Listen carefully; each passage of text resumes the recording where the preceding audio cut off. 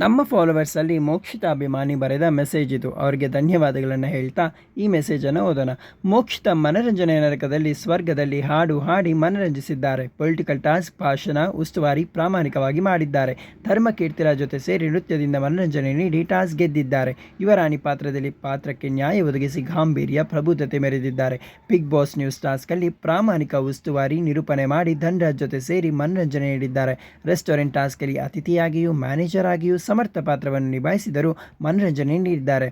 ಜೋಡಿ ಟಾಸ್ಕಲ್ಲಿ ಧನರಾಜ್ ಜೊತೆ ಸೇರಿ ನೃತ್ಯ ಮಾಡಿ ಮನರಂಜಿಸಿದ್ದಾರೆ. ಇವರ ಮನರಂಜನೆಗೆ ಸಾಕ್ಷಿಯಾಗಿ ಇನ್ನೂ ಬೇಕಾಗಿದೆ ಅವಳು ಹಾಡು ಊರ ಕಣ್ಣು ಯಾರ ಕಣ್ಣು ಶೀಸ್ ಮೈ ಪುಟ್ಟಗೌರಿ ಹಾಡು ಯೂಟ್ಯೂಬಲ್ಲಿ ಹೆಚ್ಚು ವೀಕ್ಷಣೆ ಪಡೆದು ಜನಮನ್ನಣೆ ಪಡೆದುಕೊಂಡಿದೆ. ಮೋಕ್ಷಿತಾ ಆಟ ನರಕದಲ್ಲಿದ್ದಾಗಿನಿಂದಲೂ ಫಿಸಿಕಲ್ ಬಾಡಿ ಇಲ್ಲದಿದ್ದರೂ ಎಲ್ಲ ಟಾಸ್ಕಲ್ಲಿ ಭಾಗವಹಿಸಿ 100ರಷ್ಟು ಕೊಟ್ಟಿದ್ದಾರೆ. ಅದಕ್ಕೆ ಸಾಕ್ಷಿ ಅವರು ನರಕದಲ್ಲಿದ್ದಾಗ ಕ್ಯಾಪ್ಟನ್ಸಿ ಕಂಟೆಂಡರಲ್ಲಿ ಸೆಲೆಕ್ಟ್ ಆಗಿದ್ದು. ಮಂಜುವಿನ ಪರವಾಗಿ ಕ್ಯಾಪ್ಟನ್ಸಿ ಟಾಸ್ಕಲ್ಲಿ ಆಟವಾಡಿ ಕೊನೆಯವರೆಗೂ ಟಫ್ ಫೈಟ್ ಕೊಟ್ಟರು. ತಮಗೆ ಆಟವಾಡಲು ಅವಕಾಶ ಸಿಕ್ಕಾಗಲೆಲ್ಲ ಗೆಲ್ಲುತ್ತಾರೋ ಸೋಲುತ್ತಾರೋ ಒಟ್ಟಾರೆ ಪ್ರಾಮಾಣಿಕ ಪ್ರಯತ್ನದಿಂದ ಆಟವಾಡಿದ್ದಾರೆ. ಅದಕ್ಕೆ ಸಾಕ್ಷಿ ಶೋಭಾ ಶೆಟ್ಟಿ ಅಂತಹ ಟಫ್ ಕಾಂಪಿಟೇಟರ್ ಜೊತೆ ಆಡಿ ಟಾಸ್ ಗೆದ್ದಿದ್ದು. ಧನರಾಜ್ ಜೊತೆ ಆಟದಲ್ಲಿ ಟಾಪ್ 3ವರೆಗೂ ಆಟ ಆಡಿದ್ದಾರೆ. ಮನೆಯ ಉತ್ತಮ ಪ್ರದರ್ಶನ ಪಡೆದುಕೊಂಡಿದ್ದಾರೆ. ಮನೆಯ ಎಲ್ಲ ಚಟುವಟಿಕೆಗಳಲ್ಲೂ ಸಂಬಂಧ ತಾವು ತೊಡಗಿಸಿ ಕೊಂಡು ಕಳಪೆ ಅನ್ನುವರ ಬಾಯಲ್ಲೂ ಅವರ ವ್ಯಕ್ತಿತ್ವದಿಂದ ಉತ್ತಮ ಎಂದು ಪಡೆದುಕೊಂಡಿದ್ದಾರೆ. ಟಿಕೆಟ್ ಫಿನಾಲೆಯಲ್ಲಿ ಅವರು ಟೀಮ್ ಮೆಂಬರ್ಸ್ ಎಲ್ಲ ಟಿಕೆಟ್ ಫಿನಾಲೆಗೆ ಸೆಲೆಕ್ಟ್ ಆಗಲು ಮುಖ್ಯ ಕಾರಣ ನಮ್ಮ ಮೋಕ್ಷಿ ಮಂಜು ಅಂತಹ ಟಫ್ ಕಾಂಪಿಟೇಟರ್ ಜೊತೆ ಸೆಣಸಾಡಿ ನೀರಿನ ಟಾಸ್ಕಲ್ಲಿ ಗೆದ್ದಿದ್ದಾರೆ.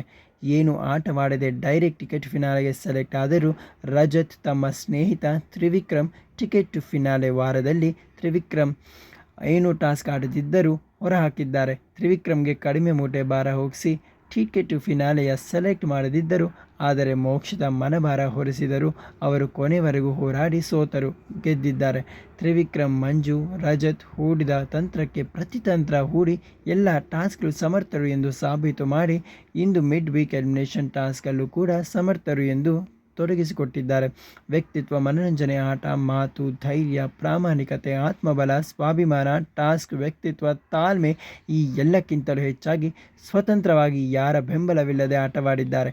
ಗಂಡ ಸ್ಪರ್ಧಿಗಳಾದ ಹನುಮಂತ ಮತ್ತು ತ್ರಿವಿಕ್ರಮ್, ಮಂಜು, ರಜತ್, ಧನ್ ಕೂಡ ಮಾತು ಮನರಂಜನೆಯಲ್ಲಿ ಅವಲಂಬನೆಯಾಗಿದ್ದಾರೆ. ಆದರೆ ಮೋಕ್ಷಿತಾ ಮಾತನಾಡುವಾಗ ಯಾರ ಪ್ರಭಾವಕ್ಕೂ ಒಳಗಾಗದೆ ನಮ್ಮ ಮನಸ್ಸಿನ ಮಾತನ್ನು ಯಾವುದೇ ಮುಚ್ಚುಮರೆಯಿಲ್ಲದೆ ನೇರವಾಗಿ ಮಾತನಾಡಿದ್ದಾರೆ. ಬಲ ಪ್ರದರ್ಶನ ನೀಡುವ ಮುಖವಾಡ ಹಾಕಿರುವ ಕಂಟೆಸ್ಟೆಂಟ್ ಸ್ಪರ್ಧಿಗಳು ಎದುರು ಪ್ರಾಮಾಣಿಕ ವ್ಯಕ್ತಿತ್ವದಿಂದ ಆಟವಾಡಿದ್ದಾರೆ.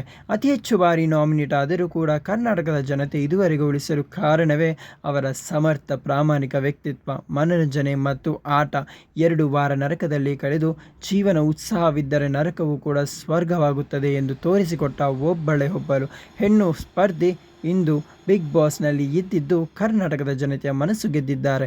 ಮೋಕ್ಷಿತಾ ತನ್ನ ಪಾಪುನಲ್ಲಿ ನೋಡುವ ಆಸೆ ಚಾನೆಲ್ ಪಕ್ಷಪಾತ ನೀತಿಯಿಂದ ನೀವು ಟಾಪ್ ಹೋಗಿ ಬರುತ್ತೀರೋ ಇಲ್ಲವೋ ಗೊತ್ತಿಲ್ಲ. ಆದರೆ ಕರ್ನಾಟಕದ ಜನತೆಯ ಮನಸ್ಸು ನೀವು ಗೆದ್ದಾಯಿತು. ವ್ಯಕ್ತಿತ್ವ, ಮನರಂಜನೆ, ಆಟ, ಮಾತು, ವ್ಯಕ್ತಿತ್ವಗಳ ರಾಯಭಾರಿ ಮೋಕ್ಷಿತಾ.